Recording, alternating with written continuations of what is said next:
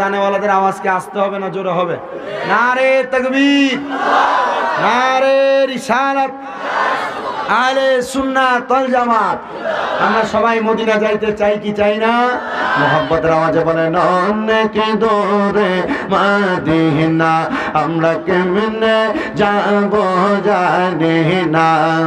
দয়াল আল্লাহ দয়া করেন, দয়া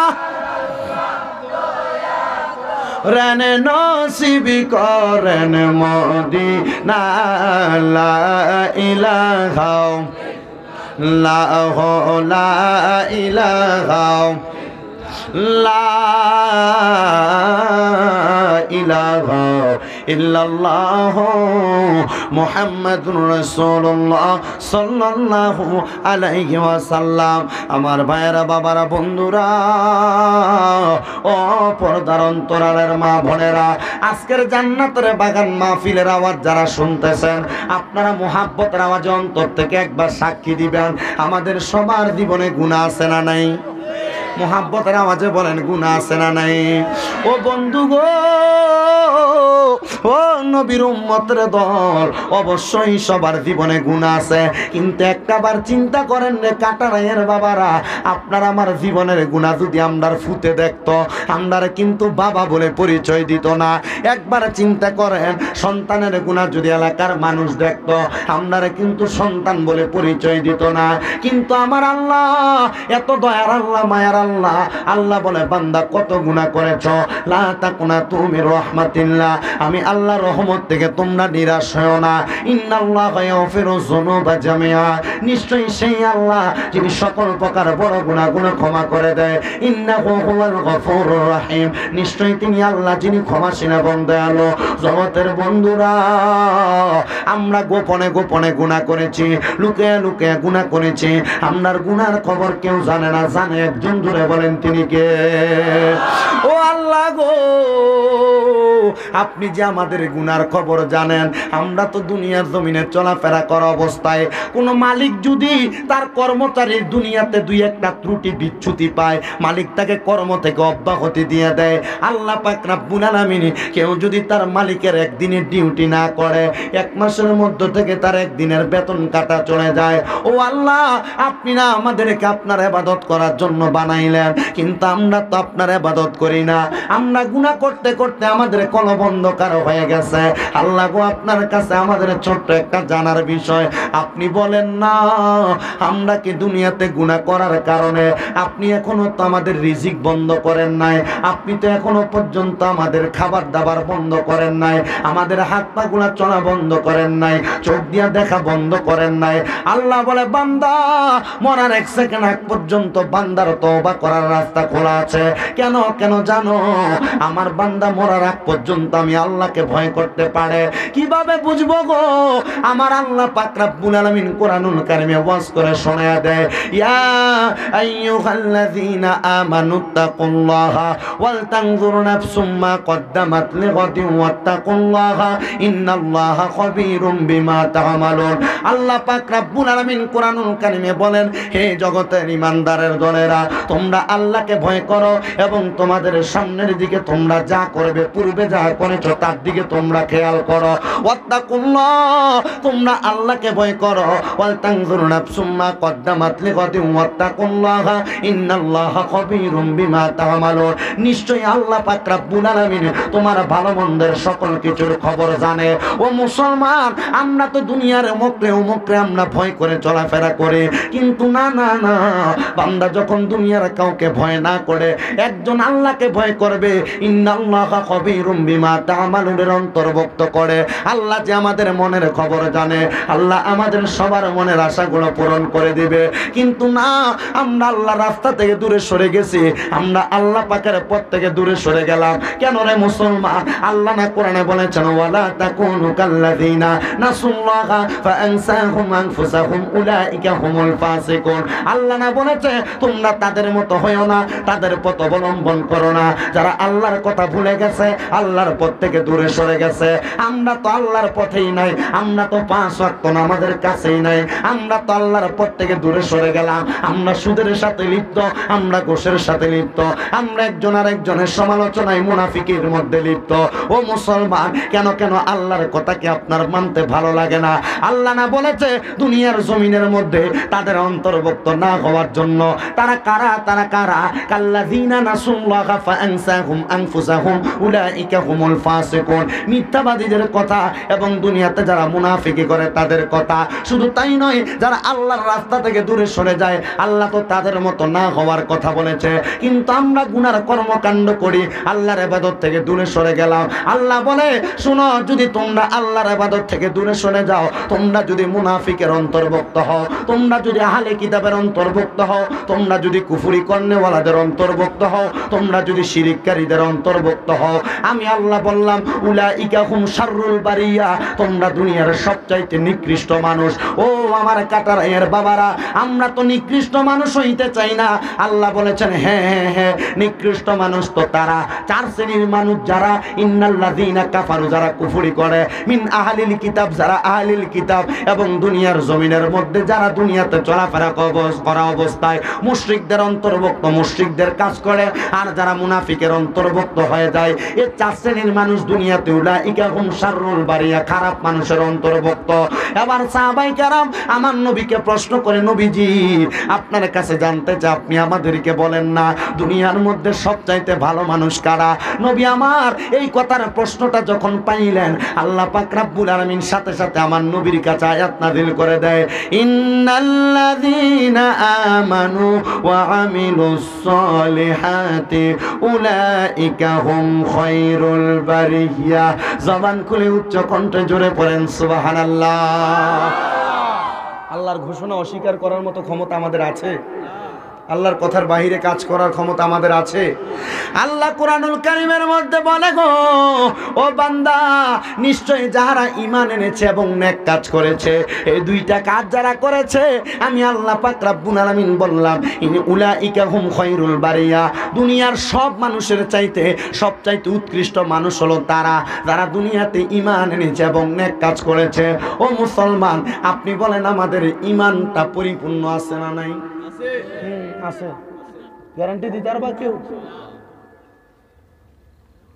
ঈমান যদি ঠিক থাকে তুমি নামাজ ছাড়তে পারো না, ঈমান যদি ঠিক থাকে তুমি মিথ্যা বলতে পারো না, ঈমান যদি ঠিক থাকে তুমি সুদ খাইতে পারো না, ঈমান যদি ঠিক থাকে তুমি ঘুষ খাইতে পারো না, ঈমান যদি ঠিক থাকে পরের জায়গা জমি দখল করে খাইতে পারো না, ঈমান যদি ঠিক থাকে বিচার করার সময় পেছন দিয়ে 1000 টাকা নিয়ে বিচার ঘুরে দিতে পারো না। কথা কন না ঠিক না বেটি? ঈমানদার কখন এমন কর্মকাণ্ড করতে পারে না। ও বন্ধু গো, ও বন্ধু, ঈমান যদি তোমার ঠিক থাকে, তোমরা ব্যবসা করার সময় মিথ্যা বলতে পারো না। এজন্য আমি আমার আয়াতে কারিমা কোরআন তেলাওয়াতের প্রারম্ভিকার মধ্যে আমি বলেছি, ইয়া আইয়ুহাল্লাযীনা আমানু হাল আদুল্লুকুম আলা তিজারাতিন তুনজিকুম মিন আযাবিন আলিম।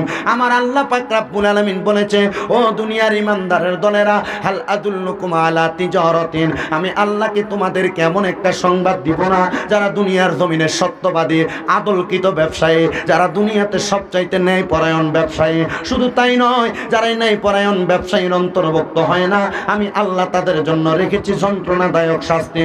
মুসলমান, আপনার কাছে ওয়াজগুলা ভালো নাও লাগতে পারে, 2টা গজল আর গান গাইলে আপনার কাছে ভালো লাগতে পারে, তবে একটা কথা মনে রাখবেন, আপনি সারা জীবন ওয়াজ শুই না, আপনি যদি নামাজ ছেড়ে দেন, মানুষের ব্যবসার মধ্যে ওজনে কম দেন, মানুষের জমি জমা দখল করে খান, আল্লাহর কসম এমন লাখ লাখ ওয়াজ দিয়ে আপনার কোনো লাভ হবে না। ওয়াজ দিয়ে লাভ হবে তখন যখন ওয়াজ থেকে আলেমগণ বক্তাগণ যে কথাগুলা বলবে এটার উপর আপনি আমল করবেন। তাহলে বলেন, 1 নাম্বার কুফরি করা যাবে না, 2 নাম্বার মুনাফিকি করা যাবে না, 3 নাম্বার সমাজের মধ্যে আহলে কিতাবের অন্তর্ভুক্ত হওয়া যাবে না, 4 নাম্বার হলো মুনাফিকি করা যাবে না, গীবত করা যাবে না। এই 4টা কাজ থেকে তারা বেঁচে থাকবে, এই মানুষগুলা দুনিয়াতে সবচাইতে ভালো মানুষ। যারা ঈমান আনবে, নেক কাজ করবে, এই মানুষগুলা সবচাইতে ভালো মানুষ। এবার আসেন, এ ভালো মানুষ হওয়ার পরে যারা দুনিয়ার জমিনে সত্যবাদী ব্যবসায়ী হবে, ওই মানুষগুলা হবে আল্লাহর কাছে সবচাইতে ভালো মানুষ। এবং যারা খারাপভাবে মানুষকে, রমজান মাস আসতেছে, অনেক জায়গায় দেখবেন দ্রব্য মূল্যের দাম বাড়ায় দিতেছে, এটা কি হাল আদুল্লুকুম আলা তিজারাতিনের অন্তর্ভুক্ত হবে? আপনি বুঝেনি না, না বুঝে এখানে দাঁড়ায় সরকারকে গালাগালি করেন না। না না, দ্রব্যমূল্যের দাম কিন্তু সরকার বাড়ায় না, বাড়ায় কিন্তু দ্রব্যমূল্যের দাম কিছু অসাধু ব্যবসায়ীরা। এরা মালগুলাকে গুদামজাত করে রাখে, গুদামজাত করে বাজারের মধ্যে মালের সংকট দেখায়া মালগুলার দামটা বাড়ায়া দেয়। কিন্তু মুসলমান, আমার নবী বলেছেন তাদের ব্যাপারে আল্লাহ পাক বড় দুঃসংবাদ দিয়েছেন। আল্লাহ বলে আযাবুন শাদীদ, তাদের জন্য রয়েছে যন্ত্রণাদায়ক শাস্তি। ও মুসলমান, ও ইমানদারের দলেরা, একটু মনোযোগের সাথে হযরতে মূসা পয়গম্বরের জামানার একটা ঘটনা শুনলে আপনার ব্যবসার ব্যাপারে অত্যন্ত ক্লিয়ার হয়ে যেতে পারবেন। হযরতে মূসা নবীর জামানার মধ্যে বনি ইসরাইলের লোকেরা মানুষের সম্পদগুলা হরণ করতে বড় পছন্দ করত।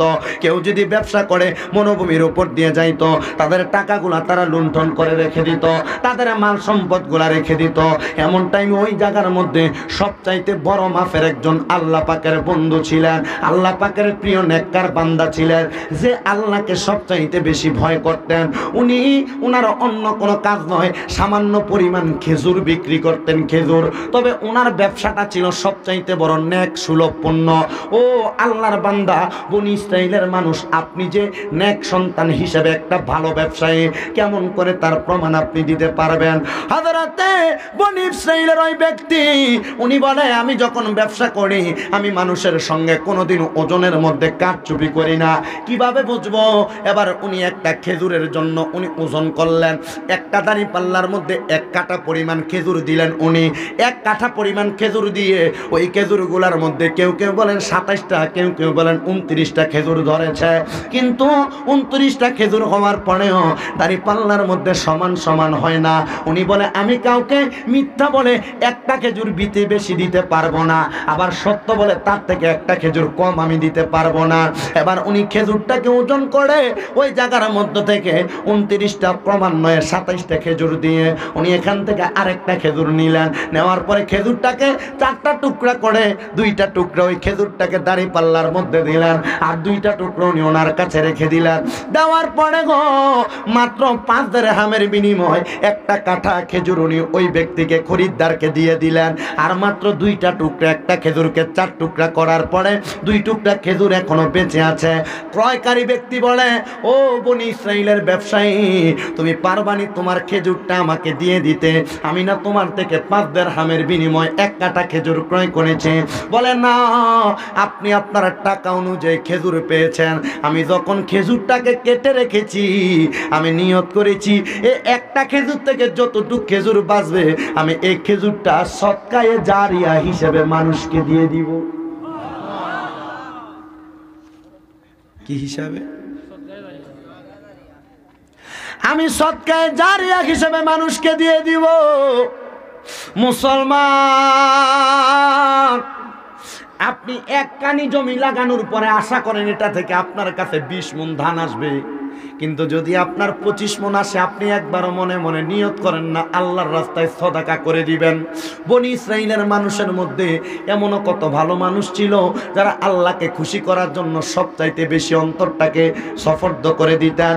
ও মুসলমান, ও নবীর উম্মতের দলেরা, তাহলে আমরাকে আল্লাহকে সবচাইতে বেশি ভয় করার দরকার আছে না নাই? আল্লাহকে কম ভয় করবেন না বেশি ভয় করবেন? আল্লাহকে ভয়কারী কোনোদিন ওজনে কম দিবে? সুদ খাবে? ঘুষ দিবে? আল্লাহ বোঝার তৌফিক দিক।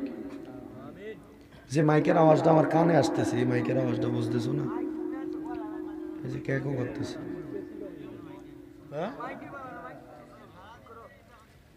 মানে বুঝতেছে না সাউন্ডটা, বুঝতেছো? আউটের সাউন্ডটা এসে ফ্যান্ডেলে ধরে না। হুদা কথা, কে বলছে আউটের সাউন্ড আসতো?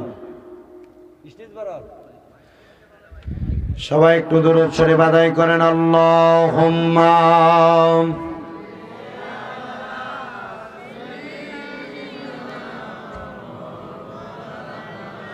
মুহাম্মাদ ওয়া আলা আলি সাইয়্যিদিনা।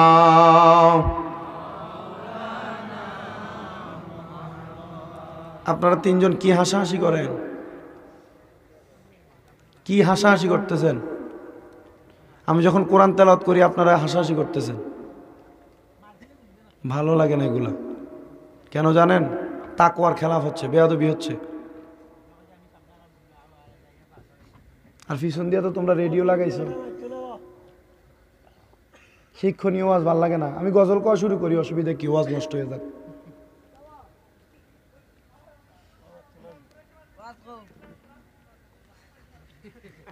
আল্লাহ কবুল করুন। 4 প্রকারের ব্যক্তির কথা বলেছি। কয় প্রকার? জোরে বলেন। আপনার 3 জনের যদি জিজ্ঞাসা 4 প্রকারের ব্যক্তিকে আপনারা বলতে পারবেন না। 1 নম্বর কাফের, যারা কুফরি করে। কি করে? আল্লাহর সঙ্গে শিরিক করে। এক কথায় আল্লাহ ছাড়া অন্য কাউর পূজা করে, অন্য কাউর সাথে সে খোদা মানি না, দুনিয়ার জমিনের মধ্যে ফিতনা সৃষ্টি করে। অনেকে গাছের পূজা, মাছের পূজা করে, বিভিন্ন জায়গায় সেজদা করে, আছে না? আপনাকে অন্য কোনো আল্লাহ ছাড়া অন্য কাউকে সেজদা করার পক্ষে আছেন? তাহলে 1 নম্বর যারা কুফরি করে, এরা দুনিয়ার সবচাইতে নিকৃষ্ট লোক। দুনিয়ার কি লোক? 2 নম্বর যারা আহলে কিতাব। আহলে কিতাব বলতে আপনি কি বোঝেন? আপনি তো এখন এটাই বোঝেন না। যারা শুধু কোরআন মানে, হাদিস মানে না। আবার যারা শুধু হাদিস মানে, কোরআন মানে না, এদেরকে আহলে কিতাব বলা হয়। এই প্রকার ব্যক্তিগুলো দুনিয়ার সবচাইতে নিকৃষ্ট লোক। 3 নম্বর মুনাফিক, পিছনে সমালোচনাকারী। মনে করেন আপনার সঙ্গে সুন্দর করে কথা বলছে, আপনার কাছ থেকে দূরে যাওয়ার পর সে আপনার বিরুদ্ধে কথা বলতেছে। এগুলাদেরকে কি বলা হয়? কথা বলেন, এগুলাদেরকে কি বলা হয়? মুনাফিক। আরেক প্রকারের ব্যক্তির কথা বলা হয়েছে, সেটা হচ্ছে মুশরিক, যে শিরিক করে, আল্লাহর সাথে কাউকে তুলনা করে, অথবা সে কখনো যায় কোনো জায়গার মধ্যে আল্লাহর শুকরিয়া আদায় করে না, তাকে মুশরিক বলা। আমরা দেখবেন দুনিয়া জমিনের ভিতরে সামান্য বিষয় নিয়ে কিন্তু আমরা আল্লাহর সাথে শিরিক করি। কেমন? যে আমরা মনে করেন যে আমার জমিতে ফসল কম, আরেকজনের পাশের জমিতে ফসল বেশি, আমরা বলি আল্লাহ মনে হয় তার দিকে তাকায়, আমার দিকে তাকায়, এটাও শিরিক। আল্লাহ আমাকে শুধু রূপ দেয়, তাকে দেয় না, এটাও শিরক। কেন জানেন? কারণ এটা আল্লাহর ওয়াহদানিয়ত, আল্লাহ পাকের পক্ষ থেকে তাওয়াক্কুল আপনার সরে গেছে। তাওয়াক্কুল, আল্লাহর প্রতি বিশ্বাস নাই আপনার। না, আল্লাহ যে বলেছেন মাল্লাহুল মাওলা ফালাহুল কুল, তুমি আল্লাহর হয়ে যাও, সারা দুনিয়া তোমার হয়ে যাবে, আপনার এই বিশ্বাসই নাই। আপনি আল্লাহর হতে পেরেছেন কিনা এখানে একটা মানুষ দাঁড়ায় বলেন, হুজুর হ্যাঁ আমি আল্লাহর হতে পেরেছি। আপনার চেহারা দেখে, আপনার কর্মকাণ্ড দেখে বলে দিব না আপনি এখন আল্লাহর হতে পারেন নাই। কেন জানেন? কারণ আমাদের কর্মকাণ্ডগুলো আল্লাহর জন্য নয়, আমাদের কর্মকাণ্ডগুলো দুনিয়ার মানুষকে খুশি করানোর জন্য। আমাকে বলছে তো যুব সমাজের ভাইয়েরা, হুজুর আপনি আসবেন, যখন আমরা স্ট্যাটাস দিছি অনেকেই আপনার ব্যাপারে লেখালেখি করেছে। আমি বলছি কেন করছে? আমার সামনে এসে বলো। আল্লাহর জন্য যে কাজটা আপনি করবেন, কখনো আপনি সমালোচনার দিকে আপনি যাবেন, আপনি কোনো কিছুকে পরোয়া করবেন না। করবেন? আমি অনেক কিছু চিন্তা করি মাঝে মাঝে। আমার সামনে কেউ কারো সমালোচনা আমার জীবনে করতে পারে না।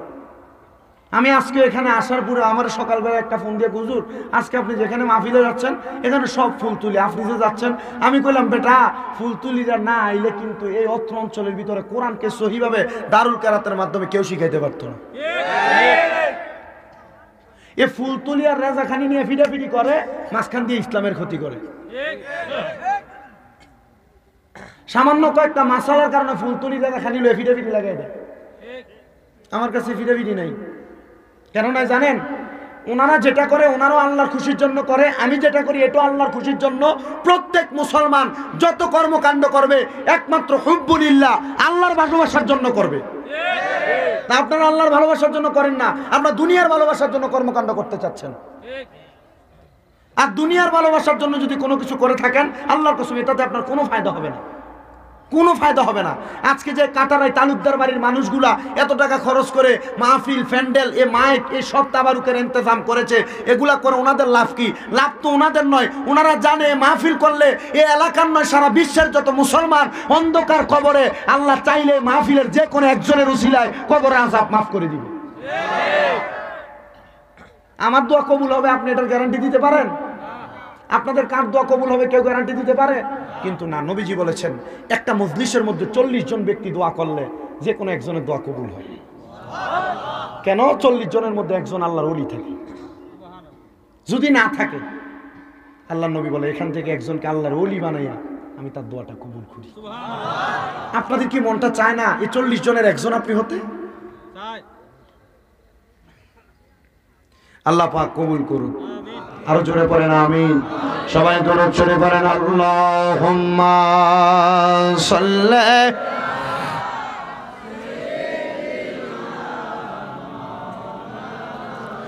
মুহাম্মাদ ওয়া আলা, লাগবে না, থাক থাক। কাহার জন্য কাদরে মন, কে আছে তোর আপনা,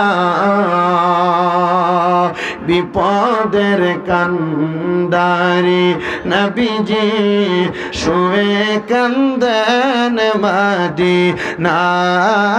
আল্লাহুম্মা সাল্লি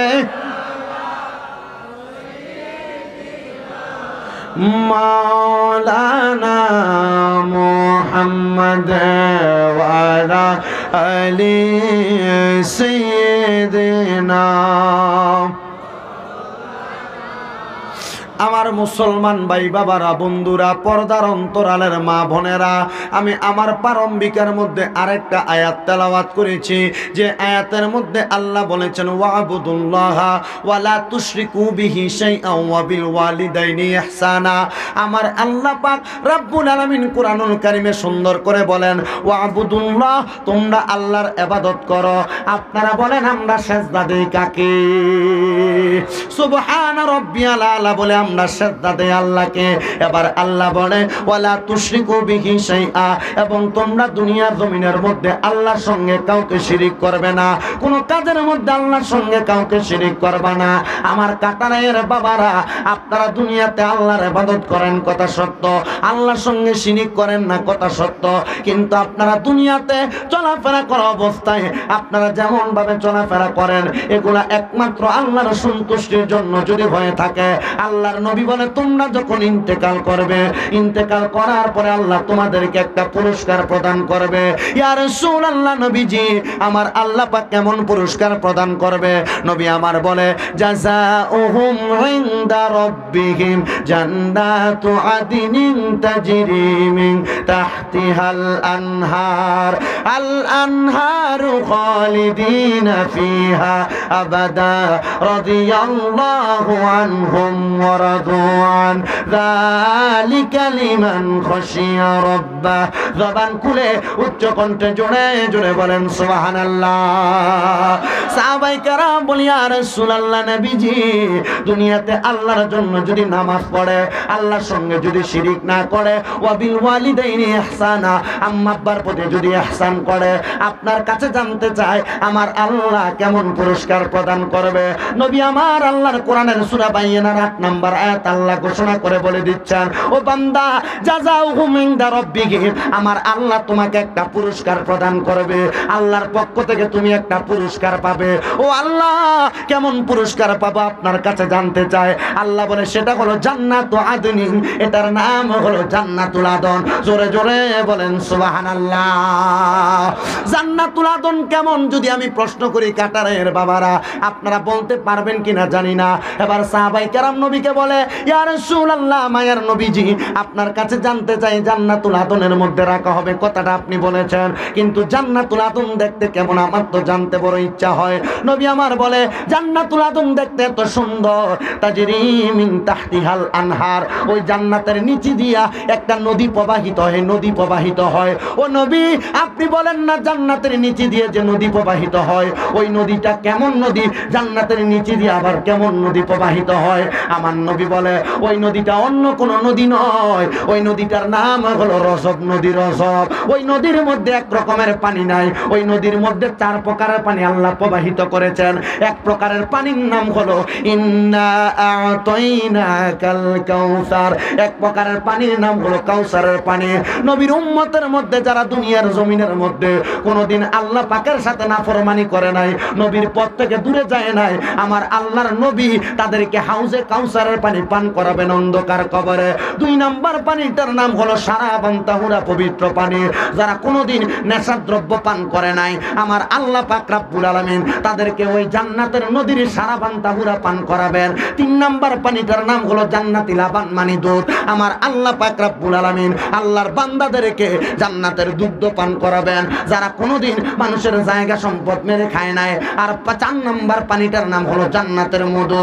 আমার আল্লাহ তাদেরকে পান করাবেন, যারা কোনোদিন তাদের জবান তারা অপরকে গালি দেয় নাই, খারাপ কথা বলে নাই, কোনো বিধর্মীকেও আঘাত করে কথা বলে নাই। আল্লাহর নবী বলতেছেন এদেরকে আমার আল্লাহ পাক জান্নাতের মধু পান করাবে, যেটার নাম সারাবান তাহুরা। আমি জানতে চাই ও আমার কাটারাইয়ের বাবারা, আমরা তো আল্লাহর নাফরমানি করি না, আমরা তো আল্লাহর সঙ্গে শিরিক করি না, আমরা তো মা বাবাকে ভালোবাসি। আপনারা মুহাব্বতের আওয়াজে বলেন, আমরা এই 3টা কাজ যদি সুন্দরভাবে করতে পারে আল্লাহ পাক আমাদেরকে জান্নাতুল আদম দিবে। বিশ্বাস আমাদের আছে না নাই? অবশ্যই বিশ্বাস রয়েছে। সাহাবায়ে কেরাম বলে, ইয়া রাসূলুল্লাহ, জান্নাতুল আদমটা দেখতে কেমন? নবী বলে, জান্নাতু আদনিন তাজরি মিন তাহতিহাল আনহার। ওই জান্নাতটা সুন্দর এবং এটার নিচে দিয়ে একটা নদী প্রবাহিত হয়। নবীজি, আমাদের জানতে বড় ইচ্ছা হয় ওই জান্নাতের মধ্যে আমরা কতদিন থাকব। ও মুসলমান, আপনারা তো জানতে মনের মধ্যে প্রশ্ন জাগতে পারে, আল্লাহ জান্নাতে আপনাকে দিবে, আপনি কতদিন থাকবেন? আমার নবী বলতেছেন, খালিদিনা ফিহা আবাদা। ওই জান্নাতের মধ্যে নবীর উম্মত চিরস্থায়ী বাসিন্দা হয়ে থাকবে, কোনোদিন তারা সেখান থেকে বাইর হইতে চাইবে না। আপনারা জানেননি ওই জান্নাত কত মজা, ওই জান্নাত কত সুন্দর। আমার নবী বলে, ওই জান্নাত কত মজা জানো? আমার আল্লাহ একটা স্বর্ণের ইট, একটা রূপার ইট, মাঝখানে লাল ইয়াকুত পাথরের জামারুদ দিয়ে আল্লাহ জান্নাত বানাইছে। কেউ যদি একবার জান্নাতের মধ্যে প্রবেশ করে, একটা বার জান্নাত থেকে বের হতে চাইবে না। ও গো মায়ার নবীজি, ও দয়াল নবীজি, আপনার কাছে জানতে চাই, আমরা তো কোনোদিন জান্নাত থেকে বের হব না। নবী, আপনি বলেন না ওই জান্নাতের মধ্যে কারা কারা থাকবে, এটা আমাদের সবার তো জানার প্রয়োজন। এবার আবার নবী ওয়াজ করে শোনায় দেয় আল্লাহর কোরআন থেকে, রাদিয়াল্লাহু আনহুম ওয়া রাদওয়ান। যারা আল্লাহর প্রতি খুশি আর আমার আল্লাহ যাদের প্রতি খুশি, তারাই ওই জান্নাতের মধ্যে থাকবে। আপনারা যারা এখানে আছেন, কারা কারা আল্লাহর প্রতি খুশি, হাতটা তুলে দেখান। নারে তাকবীর, নারে রিসালাত, হযরত মাওলানা শামীম রাজা আল কাদরী সাহেব। হাত নামান। আমরা সবাই আল্লাহর প্রতি, জোরে বলে না, আল্লাহর প্রতি। আচ্ছা, আমি যদি বলি শুধু তো আল্লাহর প্রতি যারা খুশি এটা নয়, রাদিয়াল্লাহু আনহুম ওয়া রাদওয়ান, এবং আল্লাহ যাদের প্রতি খুশি। আলেম ওলামা অথবা মাদ্রাসার স্টুডেন্ট যারা, ওনারা কথাটা বুঝে ফেলছেন। যারা আল্লাহর প্রতি, জোরে বলে না, আল্লাহ যাদের প্রতি, আমরা সবাই আল্লাহর প্রতি। এবার আপনার বিবেকের কাছে ছেড়ে দিলাম, আল্লাহ আপনার প্রতি খুশি কিনা আপনি হিসাব করেন। কি আল্লাহ আপনার প্রতি? আপনি সুদ খান, আপনি ঘুষ খান, আপনি আপনার ভাই ভাতিজা জায়গা জমি দখল করে খান, কথা বলেন। আপনার এলাকার মসজিদের সভাপতি বানান সুদ করে, আপনার এলাকার মসজিদের কমিটি বানান ঘুষ করে, আপনার এলাকার সর্দারি যে করে সবচাইতে এলাকার সবচাইতে বড় জিনাখোর, এমন আছে না? না না, মানে কাটারা এর না আর কি, মানে যারা যারা এমন এলাকার কি, এটার কথা বলতেছে, আছে না এমন? আপনার এলাকার যে সর্দারি করে, যে ব্যক্তি পিছন দিয়া যে অন্যায় করে, তার থেকে 10,000 টাকার ঘুষ খাইয়া তারপর তার বিচারে জিতাইয়া দেয়। আল্লাহ আপনার প্রতি খুশি হবে কিভাবে? আপনার তো জালেমদের দ্বারা সমাজ পরিচালনা করেন, জালেমদের দ্বারা সমাজ যতদিন পরিচালনা হবে ততদিন আল্লাহ আপনার প্রতি খুশি হবে না। আযাব গজব আসতেই থাকবে, আসতেই থাকবে। কথা বলেন ঠিক না বেঠিক? ওয়াজ ভাল লাগে না? সুদখোর নাইনি আপনার এলাকা? ইয়া আল্লাহ, ও তো বেদান খারাপ হবে। ইয়া আল্লাহ, নানি বাক্কা খারাপ। ও সুদখোর ঘুষখোর হলা আমরা সমাজ শেষ করছি, ঠিক না? নি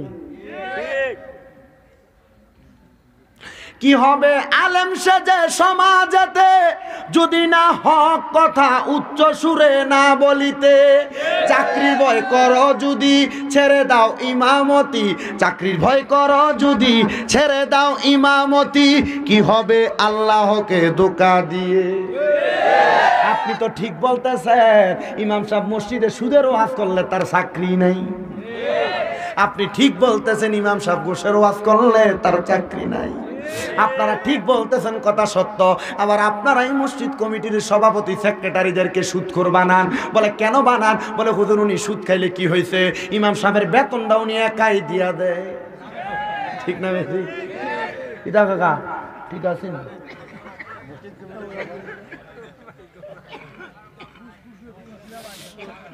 আপনারা ঠিক বললে কি হবে? এলাকার মধ্যে যে সর্দারি, এলাকার মধ্যে যে ব্যক্তি সর্দারি করে সে এলাকার সবচাইতে বড় ঘুষখোর।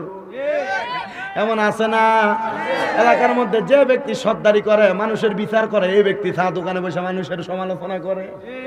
ও মুসলমান, কেমনে আল্লাহরে খুশি করবেন? আল্লাহ বলে শুধু তারা না, যালিকা লিমান খশিয়া রব্বা, যারা দুনিয়াতে আল্লাহকে সবচাইতে বেশি ভয় করে তারাই ওই জান্নাতে থাকবে। আপনি আল্লাহকে ভয় করেন, আপনার মুখ দিয়ে বলেন, কিন্তু ঘরের ভিতরে গেলে আপনার বউরে আপনি অমুকের জি বলে গালি দেন। আপনি আল্লাহকে ভয় করেন বলেন, ক্ষেতের মধ্যে গেছেন, আগে যে ক্ষেত ছিল, বন ছিল, বন্ধের মধ্যে ক্ষেতের আইল যেটার মাপ দিলে এক হাত হইতো, সাইকেল চালানো যেত, এখন এটা হাতের বান হয়ে গেছে। আছে না নাই?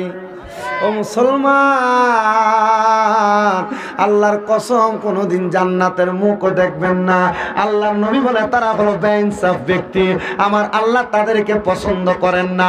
আল্লাহ তাদেরকে পছন্দ করেন না, শুধু পছন্দ করে না না না, তারা জান্নাতের গেটে দাঁড়িয়ে থাকবে কিন্তু তারা জান্নাতের সুঘ্রাণ পাবে না। নবী বলে জান্নাতের সুঘ্রাণ 5000 বছরের রাস্তা দূর থেকে পাওয়া যাবে, কিন্তু আল্লাহর বান্দারা জান্নাতের সুঘ্রাণ পাবে না কয়েকটা কারণে।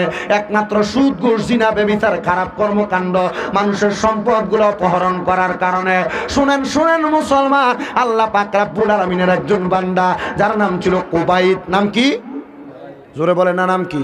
যার নাম ছিল কুবাইদ। এর সবচাইতে কাজ ছিল, মানুষ যখন এলাকার মধ্যে তাদের দ্রব্যাদি রেখে দিত, আগে দেখতেন এলাকার মধ্যে যে কোনো একটা জায়গার মধ্যে তাদের খাবার রাখা হইতো না, ধানগুলাকে পুরো এলাকার মানুষ একসাথে একটা গোলা বানাইতো, এটার মধ্যে ধান রাখতো, গুদাম করতো না? সভাপতি সাহেব গুদাম করে ধান রাখতো না? গুদাম করে ধান রাখতো। আর কুবাইদের কাজ ছিল রাত্রেবেলায় ধানগুলা চুরি করা, মানুষের শস্য চুরি করা। কুবাইদ নামক ব্যক্তিটা যখন মানুষের শস্যগুলা চুরি করা শুরু করে দেয়, এলাকার মানুষ তাদের ধান রক্ষণাবেক্ষণের ঘরের মধ্যে যা দেখে, প্রত্যেক দিন তাদের ঘরের মধ্য থেকে ধান আস্তে আস্তে করে কমে যাচ্ছে। এলাকার মানুষ চিন্তা করলেন, আমরা তো আমাদের ধানগুলা চুরি হয়ে যায়, আমরা তো আমাদের দ্রব্যাদিগুলা, আমাদের ভোজ্য পণ্যগুলা চুরি হয়ে যায়, আমরা কি করব? আমাদের কোনো কিছু জানা নাই।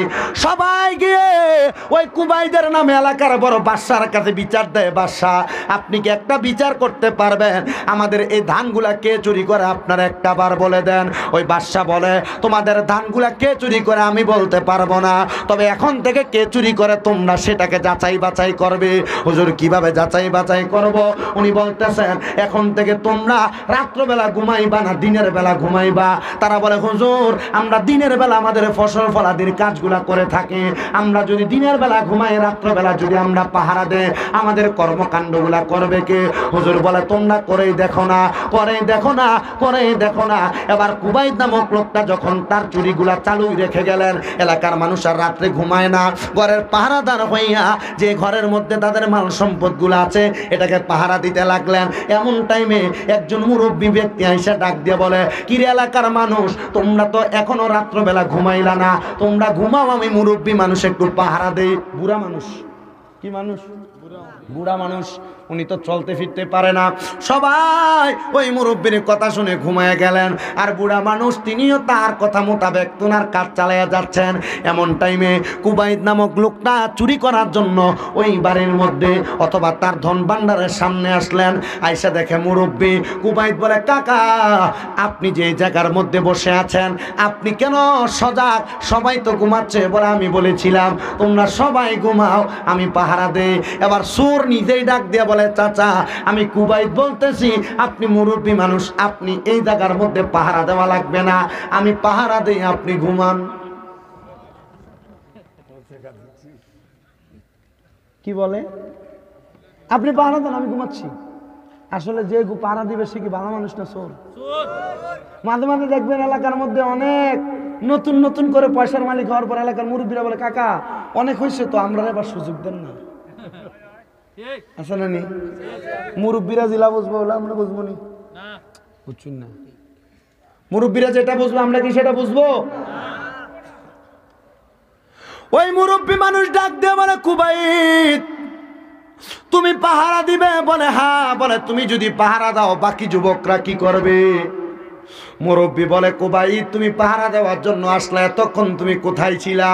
মুরব্বীর হাতের লাঠিটা দিয়া ঘুমন্ত সবাইকে ডাক দিয়ে বলে, তোমরা উঠে যাও, চোর ধরা খাইছে।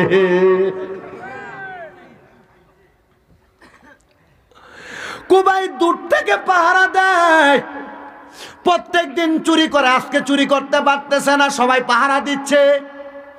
এমন টাইমে মুরব্বী বলে, বাবারা তোমরা পাহারা দেওয়া লাগবে না, তোমরা সবাই ঘুমাও, আমি পাহারা দেই। সবাই যখন ঘুমায়া যায়, কুবাই দূর থেকে আইসা বলে, মুরব্বী আপনিও ঘুমান, আমি পাহারা দেই। মুরব্বী বলে, সবাই এলাকার জিনিস পাহারা দেয়, তুমি তো একসাথে আসো নাই, তাহলে তুমি একা এসেছো, তুমি একজন সবচাইতে বড় চোর। এবার কুবাইত বলে, না না না, আমি কোনো চোর নয়। বলে, কেন তুমি চোর নয় এ কথা বলো?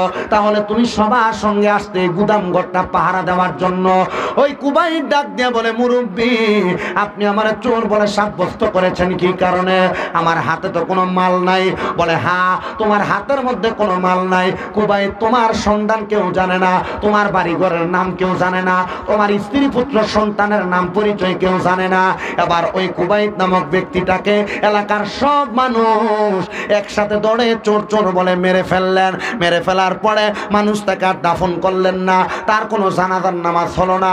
যখন জানাজার নামাজ হলো না, এলাকার মানুষ সবাই মিলে ওই ব্যক্তিটাকে টাইনা নিয়ে জঙ্গলের মধ্য থেকে, জঙ্গলের মাঝখানের বড় একটা নদীর মধ্যে ফেলে দিয়েছে। ফেলে দেওয়ার পরে ওই রাত্রবেলা যখন এলাকার মানুষগুলা ঘুমায় গেল, ঘুমায় যাওয়ার পরে এলাকার সব মানুষ একসাথে স্বপ্ন দেখতেছে, হে এলাকার মানুষ তোমরা যারা যারা ঘুমায় আসো, তোমরা কি জানো এলাকার সবচাইতে বড় একজন আল্লাহওয়ালা ব্যক্তি ইন্তেকাল করেছে? সবাই ঘুমের মধ্যে স্বপ্ন দেখতেছে। বলে, কে গো আল্লাহওয়ালা ব্যক্তিটা? বলে, তোমরা যদি ওই আল্লাহওয়ালা ব্যক্তিটার জানাজার নামাজ পড়াইতে চাও, জানাজার নামাজ পড়তে চাও, জানাজার নামাজের মধ্যে অংশীদার হতে চাও, তাহলে তোমরা আগামীকালকে অমুক এলাকার চৌরাস্তার মোড়ের মধ্যে বড় মাঠের মধ্যে হাজির হবে। যেমন ভাবে শামসুল উলামার জানাজার মধ্যে হাজার হাজার লক্ষ লক্ষ মানুষ উপস্থিত হয়েছিল এলাকার মধ্য থেকে দল বেঁধে বেঁধে, তেমন ভাবে বলা হয়েছে, ও এলাকার মানুষ বড় একজন আল্লাহর প্রিয় বান্দার জানাজা যদি তোমরা পড়তে চাও, তোমরা আগামীকালকে সকালবেলা ওই ইরাকের চৌরাস্তার মাঝখানের বড় সম্পদে বড় একটা মাঠের সম্মুখীন হবে। সবাই দলে দলে দলে দলে সামনের দিকে যাচ্ছে, সব এলাকার মানুষ তার জানাজার নামাজে হাজির হয়েছে। কিন্তু এই কুবাইত নামক লোকটার এলাকার মানুষগুলা জানাজার মাঠে উপস্থিত হয়ে হঠাৎ করে বলতেছে, এই আল্লাহর ওলিটাকে, ওনার জানাজার মধ্যে তো লক্ষ লক্ষ মানুষ, আমরা তার চেহারাটা একবার দেখতে চাই। এবার এলাকার মানুষগুলা সবাই লাশটার জন্য দেখার জন্য লাইনে লাইনে আসতেছে। এবার সবাই যখন দেখে চলে যায়, কুবাইতরে মাইরা ফেলনেওয়ালা এলাকার মানুষগুলা আইসা দেখতেছে, মুখটা খোলার পরে গতকালকে সন্ধ্যাবেলা রাত্রবেলা তারা যাকে মেরেছে চোর জেনে, এই ব্যক্তিটাই বড় আল্লাহর ওলি নামক পরিচিত। চৌরাস্তার মাঝখানে তার জানা যায় লক্ষ লক্ষ মানুষ। ওই এলাকার মানুষ জোরে একটা চিৎকার দিছে, আল্লাহ কারে আমরা মারলাম?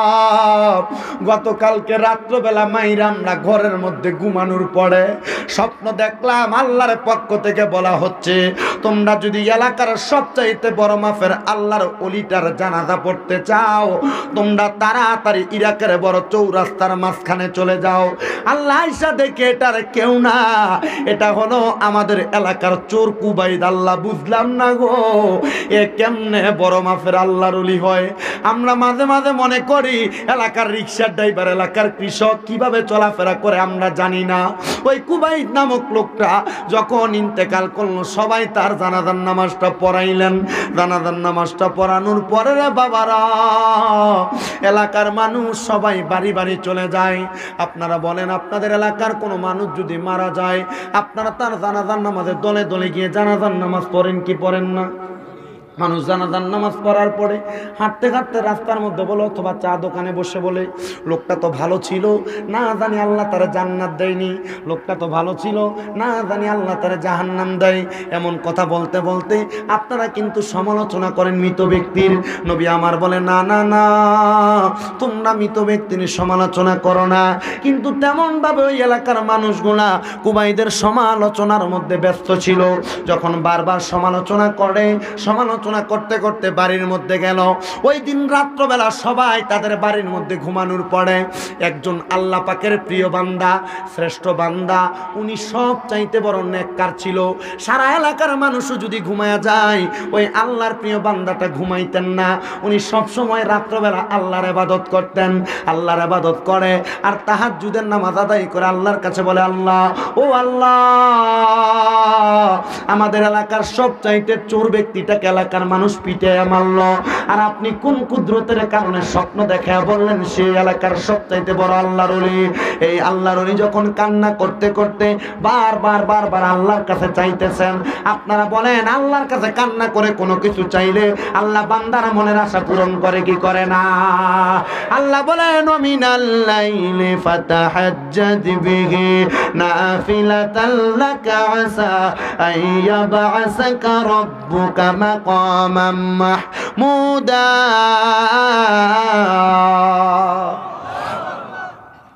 আপনার কাছে কষ্ট লাগতেছে?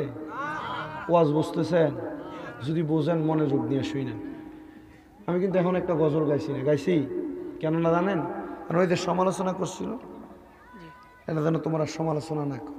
কারণ আমি জানি যারা সমালোচনা করে, এরা সমালোচনা করার মূল কারণ হচ্ছে কি জানেন?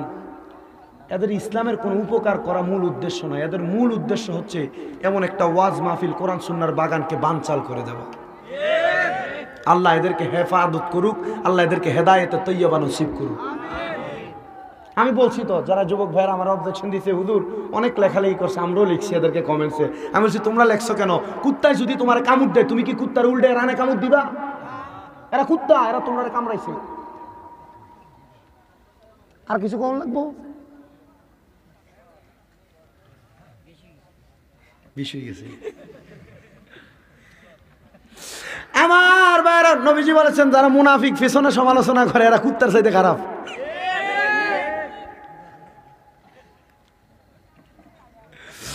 আমার নবী রাহমাতাল লিল আলামিন, নবীর প্রতি আল্লাহ নাযিল করে দিয়েছেন আয়াত, মিনাল লাইলি ফাতাহাজ্জাদ বিহি নাফিলাতাল লাকা আসা। ও নবী, আপনি রাতের কিছু অংশে তাহাজ্জুদের নামাজ পড়েন, নাফিলাতাল লাকা আসা, আপনার জন্য এটা খাস করে দেওয়া হয়েছে।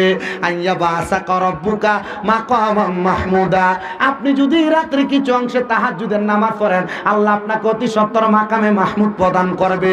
ওই আল্লাহর ওলি তাহাজ্জুদের নামাজ পড়ে আল্লাহর কাছে দোয়া করে, ও গো আল্লাহ গো, এলাকার সুর বইলা যারা আমরা মাইরা ফেললাম, আপনি মানুষের কাছে তারা আল্লাহর ওলি বানাইয়া দিলেন। আল্লাহ বুঝলাম না আপনি কেন তারা আল্লাহর ওলি বানাইলেন। আমার আল্লাহর পক্ষ থেকে আওয়াজ আসে, ও আল্লাহর বান্দা, তারে কেন আল্লাহর ওলি বানাইছি জানো? সে চুরি করতে এমনি এমনি আসে নাই। আজকে 15 দিন হয়ে যায় তার ঘরের মধ্যে কোনো খাবার নাই। তার স্ত্রী দুনিয়ার জমিনের মধ্যে সবচাইতে বড় একজন নেককার ব্যক্তি, আল্লাহ পাকের ইবাদত করে। 40টা বেড়া তার বউরে দেখে নাই। তার একটা সন্তান আছে, যে সন্তানটার বয়স মাত্র 8 বছর। ওই সন্তানটা 8 বছর বয়সে আল্লাহর কোরআনের হাফেজ, কোরআন মুখস্থ করেছে। ও এলাকার মানুষ 15 দিন খাবারের জোগান না দিতে পাইরা রাত্রবেলা আসছিল তোমরা এলাকার মধ্যে থেকে সামান্য পরিমাণ খাবার নিয়ে যাওয়ার জন্য, কিন্তু প্রত্যেক দিন নিয়ে যায় না, 15 দিন পর পর নিয়ে যায়। তোমরা তাকে দেখছনি, একটাবার তোমরা খবর নিছনি তার ঘরে খাবার আছে কিনা। এলাকার মধ্যে পয়সাওয়ালার অভাব নাই, এলাকার মধ্যে টাকাওয়ালার অভাব নাই, কত গরিব না খেয়ে মইরা যায়, কত পয়সাওয়ালারা ধন সম্পদ আছে কথা সত্য, ওই ধন সম্পদ থাকার পরেও রমজান মাস আসলে 10টা লুঙ্গি 10টা কাপড় দিয়া যাকাত দিয়া দেয়, কোনো গরিবের খবর নেয় না, গরিবদের তারা দেখে না। আল্লাহর কসম তাদের সম্পদের কারণে তারা জাহান্নামে যাবে। ও এলাকার আল্লাহর ওলি, তুমি তো বড় আল্লাহর ওলি, তুমি বলো না এলাকার মানুষ তাদের সম্পদ জমায়া রাখছে, গরিবরা দেয় নাই, আপনি বলেন না এই মানুষগুলা কি ভালো কাজ করছে নি? চুরি করছে, চুরি তো ভালো কাজে করেছে, সে তো বুঝতে পারে নাই তার সন্তানের খাবারের যোগান দিতে যাইয়া সে মারা গেছে, কিন্তু সেও একজন আল্লাহর ওলি ছিল, তোমরা তারে পিটাইয়া মারছো।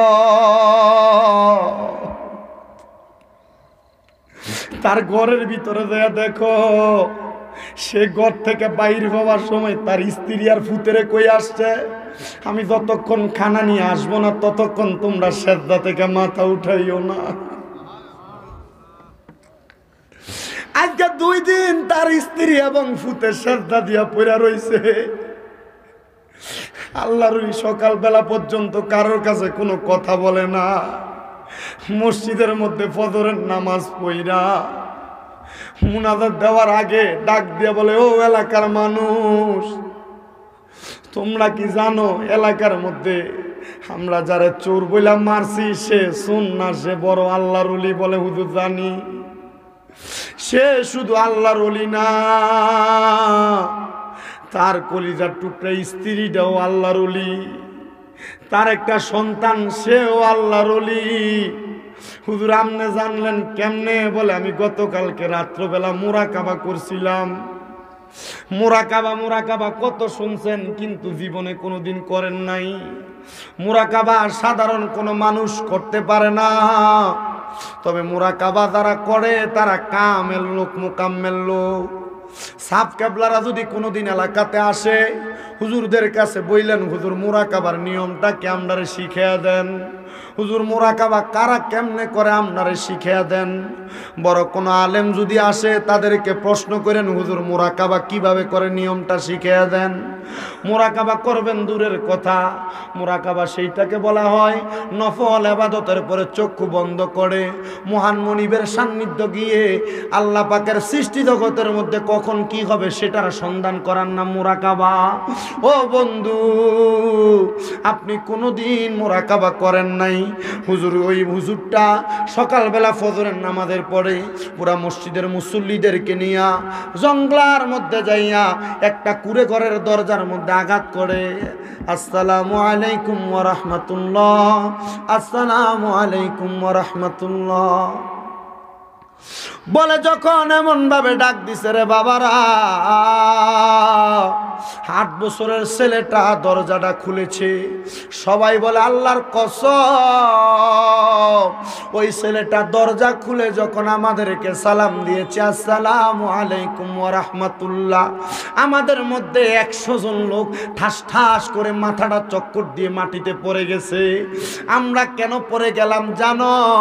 ওই ছেলেটা 8 বছরের হতে পারে, তার নুরানি চেহারা এত সুন্দর, এত মায়া, আমাদের কাছে বড় আনন্দময় লাগছে। কিন্তু আমার মনের ভিতরে একটা দুঃখ কাজ করছে আনন্দের সময়। বলে দুঃখটা কি জানোনি? দুঃখটা হইলে এত সুন্দর একটা ফোলার বাপরে আমরা ফিটটা মারছি, ঘরের মধ্য থেকে কোনো মহিলা আসে না। সন্তান দরজা খুলে বলে, আমরা জানি আমার বাবা আসে নাই, আমার বাবা মহান মনিবের সান্নিধ্যে চলে গেছে, আর আমার বাবা যাওয়ার আগে বলে গেছে আমাদের খাবার যতক্ষণ আসবে না ততক্ষণ যেন আমরা মাথা না উঠাই। ও এলাকার মানুষ, আপনারা কি আমাদের জন্য খাবার নিয়ে এসেছেন? সবাই বলে আমাদের কাছে যার কাছে যেমন খাবার ছিল আমরা সবগুলা খাবার দিয়ে ওই বাচ্চাটাকে খুশি করার চেষ্টা করলাম।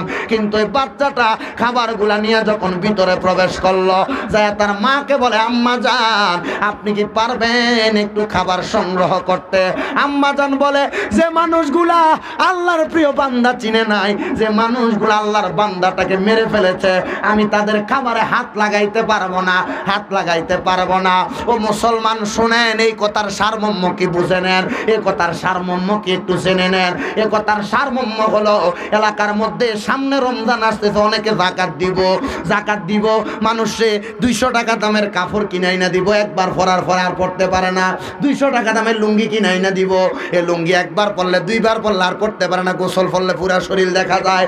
না না, এমন বাটফারি হিসাবে যাকাত না দিয়া পুরো এলাকার মধ্যে হিসাব করবেন কয়জন মানুষ যাকাত দেয়। মনে করবেন পুরো এলাকার মধ্যে 10 জন 15 জন ব্যক্তি যাকাত দেয়। একজনের যাকাত আসছে 10,000 টাকা, আরেকজনের যাকাত আসছে 1 লাখ টাকা, আরেকজনের যাকাত আসছে 50,000 টাকা, আরেকজনের যাকাত আসছে 5 লক্ষ টাকা। এ সবগুলা যাকাতের টাকা এক কইরা এলাকার মধ্যে কয়টা গরিব আছে হিসাব করবেন। যদি পুরো এলাকার যাকাতের টাকা যদি 10 লক্ষ টাকা হয়, 10 লক্ষ টাকা দিয়া এলাকার মধ্যে যত গরিব আছে, একটা গরিব চাইয়া একটা রিক্সা কিনা দিবেন, 10 লাখ টাকা দিয়ে 10টা অটো রিক্সা কিনা দিবেন। এই বেটা আর কোনোদিন যাই 10 জন অটো কিনা দিবেন আর যাকাত খাইতো না। বুঝতে পারতেছেন? গরিবদেরকে যদি 10 লাখ টাকা একসাথে করে যদি 10 জনের 10টা রিক্সা কিনা দেন, আর কোনোদিন এ বেটা যাকাত খাবে না। এর পরের বছর থেকে সে নিজেই যাকাত দিবে, সে আর কারো কাছে হাত বাড়াবে না। এমন ভাবে দেখবেন যাকাত দিতে দিতে এলাকাতে আর কোনো যাকাত দেওয়ার মতো লোকই নাই, গরিবই নাই। আমরা যাকাত দিই না, সারিয়াল লুঙ্গি দিয়ে যাকাত, বাটসারি এটা।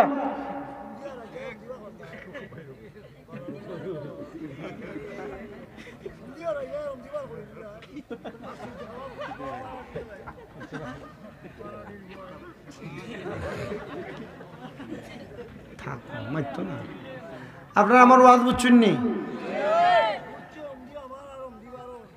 পয়সাওয়ালা যারা আপনারা উনছেন নি, যারা যাকাত দিবেন আপনারা উনছেন নি?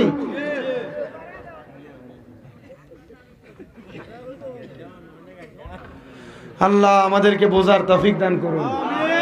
আরো জোরে বলেন আমিন। আপনারা বলেন, আমি যেভাবে বলছি এভাবে যদি যাকাত দেয় এলাকায় কি গরিব থাকবে না গরিব কমবে? আরো জোরে বলেন, গরিব থাকবে না কমবে? যাকাতের টাকা এমনি এমনি লুঙ্গি দিয়া কোনোদিন আর গরিব 10 বাড়ি থেকে 10টা লুঙ্গি কিনে আনবো, পরে লুঙ্গি 200 টাকা করে বেচে নেবো, ঠিক না? আল্লাহ আমাদেরকে বোঝার তৌফিক দান করুন। আরো জোরে বলেন আমিন। ও মুসলমান,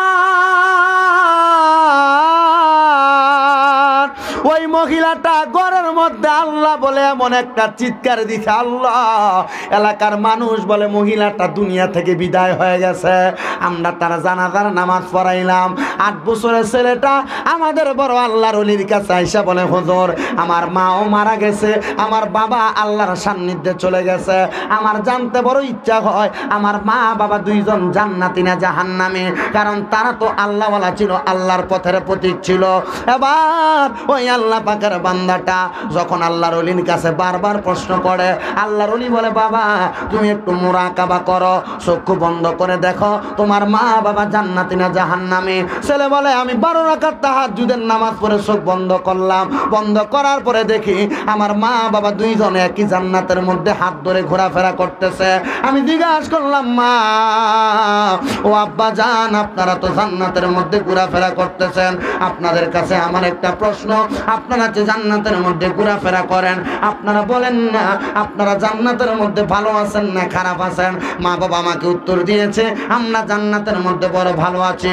ও কাটারায়ের বাবারা, আপনারা তো এখানে অনেকে বসেছেন, আপনাদের মা নাই, অনেকে বসেন আপনাদের বাবা নাই, আপনাদের মা বাবা কবরে আছে, কেমন আছে আপনি জানেন না? এমনও কত কপাল পোড়া সন্তান আছে যারা বছরে একবার মা বাবার কবরের সামনে যায় না, এমনও কপাল পোড়া আছে যারা 2 ঈদে 2 বার যায় আর মা বাবার কবরের সামনে যায় না। আমার নবী বলে, কোন সন্তান যদি তার মা মারা যাওয়ার পরে, বাবা মারা যাওয়ার পরে প্রত্যেক বৃহস্পতিবার অথবা শুক্রবার জুমার নামাজের পরবর্তী সময়ে তার মা বাবার কবরের সামনে যাইয়া, রব্বির হামহুমা কামা রব্বায়ানি সগীরা ওয়া কুর রব্বির হামহুমা কামা রব্বায়ানি সগীরা বলে দোয়া করে। ওই দোয়াটা করলে মা বাবা কবরে কেমন খুশি হয় জানো? একটা সমুদ্রের মধ্যে, নদীর মধ্যে একটা মানুষ ডুবে যাচ্ছে, একটা নৌকা দ্বারা তার উদ্ধার করে আনলে সে যত খুশি হয়ে যায়, আল্লাহর নবী বলতেছেন মা বাবার জন্য দোয়া করলে মা বাবা কবরে তার চাইতে আরো বেশি খুশি হয়ে যায়। আপনি আমি তো আমাদের এখনো খবর নাই, মা বাবার খবর নেন কিনা। আবার এমনও সন্তান আছে, এমনও কপাল পোড়া সন্তান আছে যারা মা বাবার খবর নিবে দূরের কথা, মা বাপরে জুদা করে দিছে। মা বাবা এই ঘরে 7 দিন খায়, ওই ঘরে 7 দিন খায়, এই ঘরে 7 দিন খায়। কেমনে রে, কেমনে দিলা? তোমার মনের মধ্যে কি তোমার মা বাবার জন্য তোমার একটু মায়া হয় না? ভুলে গেছো তোমার মা বাবার কষ্টের কথা। যে মা জননী ঘরের মধ্যে 3 টুকরা মাছ যদি রান্না করত, ওই মাছগুলা তোমার মা একা একা খাইতো না। তোমার মা ঘরের মধ্যে 1 টুকরা মাছ তোমার বাবা খাইতো, 1 টুকরা তুমি খাইতা। কিন্তু মা মায়ের মাছের টুকরাটা রাইখা দিত।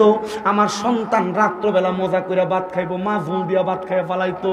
ও আম্মা, আপনি যে ওই মারে অন্ধকার কবরের মধ্যে শোয়া দিয়ে আসছেন, আবার অনেকে যে বউয়ের কথা শুনে ওই মারে জুদা করে দিছেন। না রে না, ওই মারে জুদা করে দেওয়া আপনার মূল উদ্দেশ্য যেন না হয়। অনেক সন্তান আছেন আব্বা বুড়া হয়ে গেছে, এখনো পর্যন্ত আব্বারে দিয়া কাম করান। আপনার বাবা হেতে খামারে বন্ধে কাম করতে করতে আব্বার মাথা ব্যথা হয়ে গেছে, আব্বার পায়ে ব্যথা হয়ে গেছে, তবুও আব্বা জান এত কষ্ট করতেছে। আপনার আব্বা জান দুনিয়াতে কষ্ট করে আপনাকে মানুষ করছে, আপনি ওই আব্বা জানরে খানা দেন না। কেমনে রে তুমি তোমার মা বাপরে জুদা করে দিছ? যদি কেউ থাকো এমন মা বাপরে জুদা করে দিছ, না না না সন্তান, এটার মধ্যে কোনো বরকত নাই। মা বাপরে তুমি যদি তোমার ঘরে খাওয়াও অনেক বরকত পাইবা। যদি কেউ থাকো আম্মা আব্বারে জুদা করে দিছ, দাও তোমার পাগুলা আমার সামনে দাও, আমি আমার জিব্বা দিয়া তোমার পাগুলা পরিষ্কার করে দিব। তবু তুমি তোমার মা বাবারে জুদা করে রাখবা না। এখান থেকে বাড়ির মধ্যে যাইবা, যে আম্মা আব্বার পাগুলারে ধরবা, ধরে বলবা মা ও বাবা, আল্লাহর ওয়াস্তে আমারে আপনি মাফ করে দেন। মা বাবা দেখবেন আপনার দিকে তাকে বলবে, সন্তান কেন তুমি মাপ চাও? মা গো, আব্বা গো, আপনার কাছে মাপ না চাইলে, আপনারা মাপ না করলে কে আমরারে মাফ করব? আপনাদেরকে এতদিন জুদা করে দিছি মা, আমার মনে বড় কষ্ট, আর জুদা খাওয়া লাগবে না। সন্তান 3/3 সপ্তাহ না খাওয়ায়া যদি মা বাবার এক ঘরে খাইতে দিতা, 3 ঘর থেকে 3 রকমের তরকারি আইনা দিতা, মা বাপ খায়া বড় কলিজা আত্মতৃপ্তি পাইতো। কিন্তু তুমি এমন করো না, তোমার মা বাপরে তুমি জুদা করে দিলা। আজকে বাড়ির মধ্যে যে মা বাপের কাছে মাপ চাইবা। আজকে কাটারাইয়ের তালুকদার বাড়ির যুবকদের, এলাকার যুবকদের মাহফিল তখনই সফল হবে যখন তুমি এখান থেকে বাড়িতে যাইয়া তোমার মা বাবার পায়ে ধরে মাপ চাইবা। অনেকে বলতে পারেন, হুজুর আমি কোনোদিন আমার মা বাবার সাথে অন্যায় করি নাই, আমিও কি মা বাবার পায়ে ধরবো? অবশ্যই আপনি ধরবেন। এখান থেকে বাড়ির মধ্যে যাইয়া আম্মা আব্বা দুইজনের পা গুলা ধরবেন, ধরে বলবেন মা জীবনে কোনো অন্যায় করছি কিনা জানি না, আব্বা জান জীবনে কোনো অন্যায় করছি কিনা জানি না, আল্লাহর ওয়াস্তে আমি সন্তানকে মাফ করে দেন। ততক্ষণ পাও ছাড়বা না যতক্ষণ পর্যন্ত মা বাবা বলছে হ্যাঁ ফুত তোমারে মাফ করে দিছি, ততক্ষণ পাও ছাড়বা না। আর অনেকে তো আছেন, হুজুর আম্মা আব্বার পা ধরবো লজ্জা লাগে। নবী আমার কয় পাও শুধু ধরবা না, মাঝে মাঝে সুযোগ পাইলে আম্মা আব্বার পায়ের মধ্যে চুমা দিবা। আমি যদি জিজ্ঞাসা করি কাটারাইয়ের বাবারা কোনোদিন মা বাবার পায়ে চুমা দিচ্ছেন কিনা, বলবেন হুজুর চুমা দিব দূরের কথা, আম্মা আব্বার পায়ে 2 ঈদে সালাম করতে আমার লজ্জা লাগে। না রে না, আমার নবী বলে কোন সন্তান যদি তার মা বাবার পায়ে চুম্বন করে, আল্লাহর জান্নাতের চৌকাঠে চুম্বন করার সওয়াব পাবে। সন্তান কেমনে আপনি আপনার মা বাবার পায়ে চুম্বন করবেন? অনেকে তো চোখের পানি ছেড়ে দিতে, চোখ লাল করে দিতে। হুজুর যাদের বাড়িতে মা আছে তারা বাড়ির যে মার পায়ে ধরে মাপ চাইবো, মার পায়ের মধ্যে চুম্বন করব। আমার তো মা নাই, আমি বাড়ি যে কার পায়ে ধরে মাপ চামু, কার পায়ে চুম্বন করব? হুজুর গো, যাদের বাড়িতে বাবা আছে তারা বাড়িতে যে বাবার পায়ে ধরে মাপ চাইব। আমার তো বাবা না, আমি বাড়ি যে কার পায়ে ধরে মাপ চামু? সন্তান, আমার নবী বলে কোন সন্তানের যদি মা বাবা কবরে থাকে গো, ওই সন্তান যখন আল্লাহর কাছে হাত বাড়ায় বলে রব্বির হামহুমা কামা রব্বায়ানি সগীরা ওয়া কুর রব্বির হামহুমা কামা রব্বায়ানি সগীরা, চোখের মনি কোঠার মধ্যে একটা মাছির মাথা পরিমাণ পানি ছেড়ে দিয়ে কান্দে। ওই পানিটা মাটিতে পড়ার আগে আমার আল্লাহ তার মা বাবার জীবনের গুনাহ মাফ করে দেয়। ও কাটারাইয়ের বাবা বাবারা, মা বাবা যদি কবরে থাকে, পর্দার অন্তরালে আমার কত মা বোনেরা কান্তাছে, কারণ তারা বাড়িতে আছে কথা সত্য, তাদের মা বাবা দুনিয়াতে নাই। আল্লাহ গো, যাদের মা বাবা কবরে, আম্মা আব্বার কবর জান্নাতের বাগান বানাও আল্লাহ। যাদের মা বাবা বেঁচে আছে হায়াতে তৈয়বা নসিব করো, যাদের মা বাবা অসুস্থ পরিপূর্ণ সুস্থতা নসিব করো আল্লাহ। যেন নূর নবীর ওসিলায় আপনার আম্মা আব্বারে কবুল করে, জোরে পড়ে না আমিন। সবাই ওই নবীর দ্বারায় সালাম দেয়, ইয়া নবী সালাম